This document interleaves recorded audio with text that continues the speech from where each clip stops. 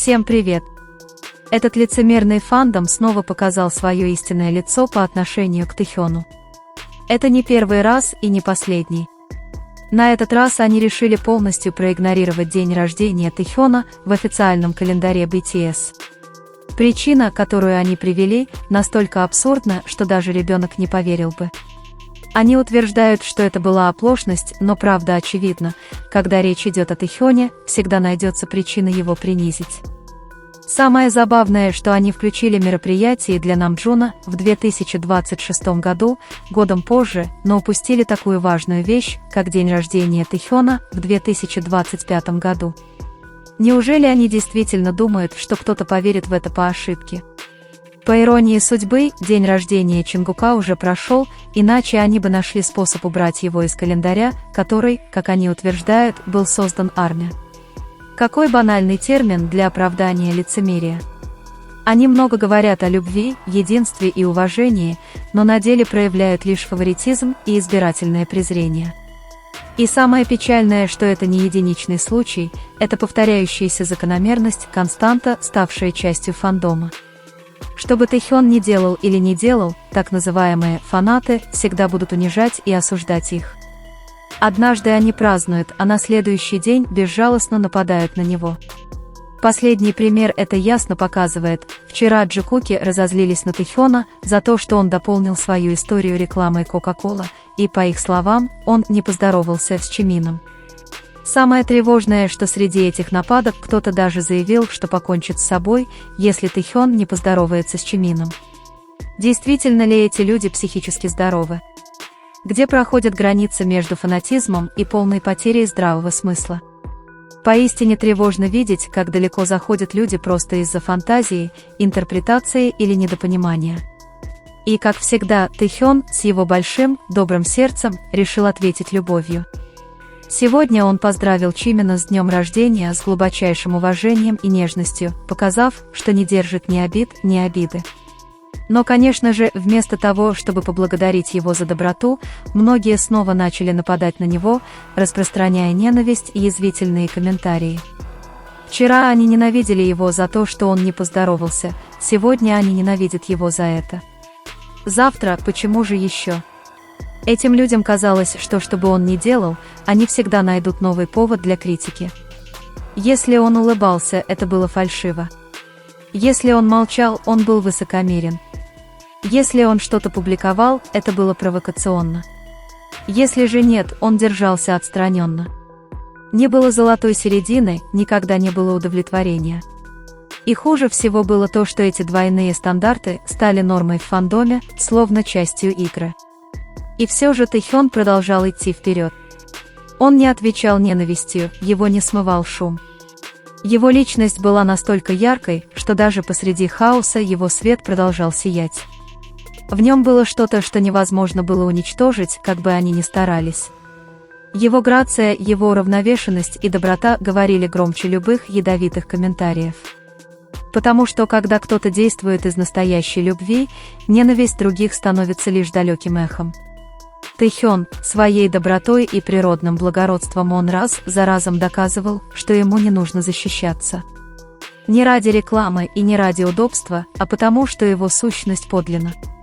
Пока другие тратят время на распространение негатива, он продолжает процветать.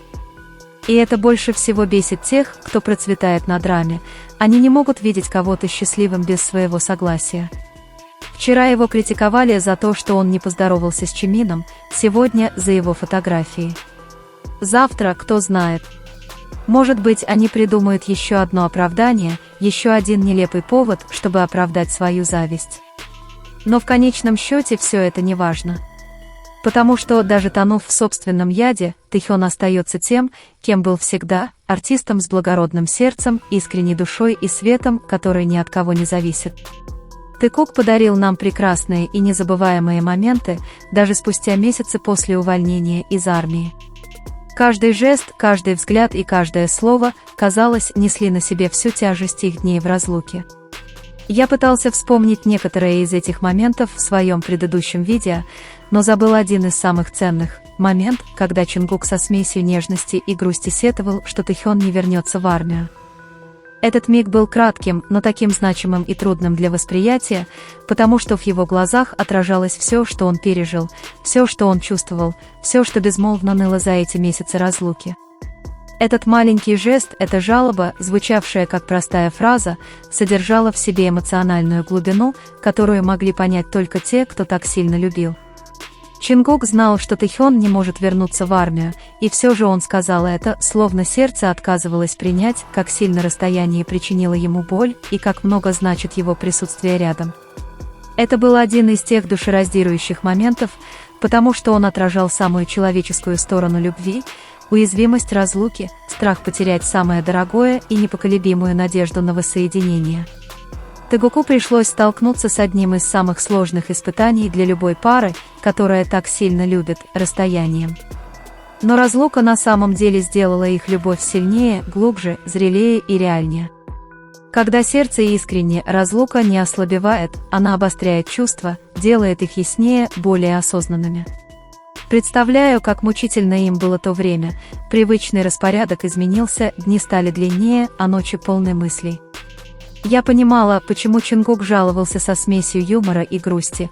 Это был его способ освободиться от бремени всего, что он держал в руках, пока Тэхёна не было. И я чувствовала даже через экран, как эта любовь выдерживала тишину, течение времени и испытания расстояния. Неудивительно, что после службы в армии Тэкук казался еще более неразлучным, словно они решили не упускать ни секунды. Каждый жест, каждый взгляд, каждый общий смех становились праздником воссоединения, способом наверстать упущенное и быть благодарными за то, что они все еще вместе. То, что они молчали сейчас, не означало, что их не было рядом, бок о бок, разделяя каждое мгновение вдали от света софитов, тихо любя друг друга, создавая новые воспоминания. Иногда настоящую любовь не нужно показывать, ее достаточно почувствовать, прожить, вдохнуть в тишине повседневной жизни. Тэкук всегда появлялся вовремя, в неожиданные моменты, и когда он появлялся, весь мир словно замирал на мгновение. Наше ожидание всегда стоило того, потому что, появляясь, они приносили с собой теплую энергию, нежность и связь, которая напоминала нам, почему их история была такой особенной. Эти две души, такие разные, но такие взаимодополняющие, продолжают доказывать, что их любовь не зависит от внешности или общественного внимания, она основана на чем-то гораздо более глубоком и безмолвном. Их связь все еще существует, нерушимая, невидимая, но сильная, способная перевернуть мир, когда они решают раскрыться. А тем временем те из нас, кто любит их преданно, остаются здесь, тронутые тем, как они смотрят друг на друга, понимают и любят друг друга. Потому что, когда Тэкук возвращается, мир меняется. Любовь кажется чище, сильнее, реальнее. И среди всей этой суеты они остаются доказательством того, что настоящая любовь никогда не угасает, она просто учится говорить шепотом. Одна из самых захватывающих вещей в отношениях Тэхёна и Чингука – это то, как их жесты повторяются со временем, словно отголоски связи, не требующие слов. Это не случайные поступки или мимолетное совпадение, это движение, рожденное привычкой к привязанности, доверием, которое существует только между двумя людьми, понимающими друг друга даже в тишине. Когда кто-то повторяет жест перед другим, он делает это потому, что что-то внутри него заставляет его. Это не намеренное действие, это эмоциональная реакция, способ выразить без слов то, что они, возможно, не осмеливаются сказать. В случае Тэхёна повторение несло на себе груз подлинности. Их взгляды были долгими, их улыбки склонялись к соучастию, их руки бесстрашно соприкасались. Возможно, именно это делает их такими уникальными, такими неотвязными, что их невозможно игнорировать. Потому что пока другие видят совпадения, те, кто наблюдает за ними с открытым сердцем, могут увидеть знаки, проблески чего-то, что сохраняется даже на расстоянии. Я могу представить, как сильно их ранило время разлуки, рутина, должно быть, стала молчаливым врагом, дни стали длиннее, ночи тяжелее. Тэхён, находясь у себя, должно быть, тоже чувствовал эту пустоту, привычка делиться жестами превратилась в воспоминания, а воспоминания – в ностальгию.